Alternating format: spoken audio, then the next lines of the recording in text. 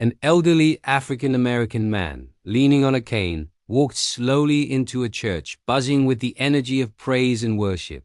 He made his way to the front, eager to join in the celebration with the younger parishioners. But as he drew near, a ripple of unease spread through the pews closest to him.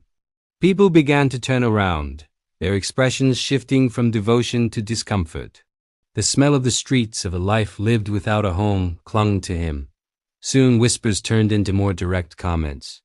Some people started holding their noses, their faces pinched in disapproval. One person, unable to contain their frustration, spoke up.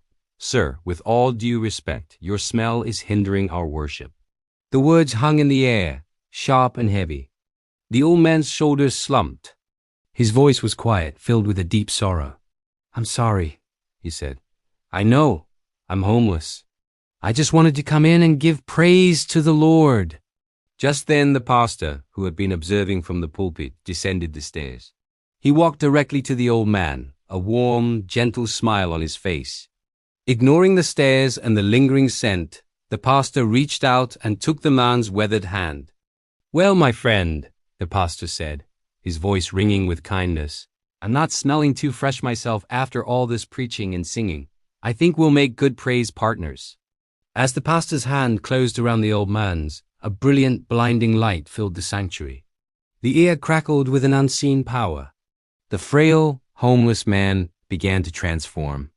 His tattered clothes dissolved, and his worn body straightened. Before the stunned congregation stood Jesus Christ, his skin the same hue as the man he had just been, his eyes filled with a profound and ancient wisdom. The entire church fell to its knees, a collective gasp of awe and shame echoing off the high ceilings.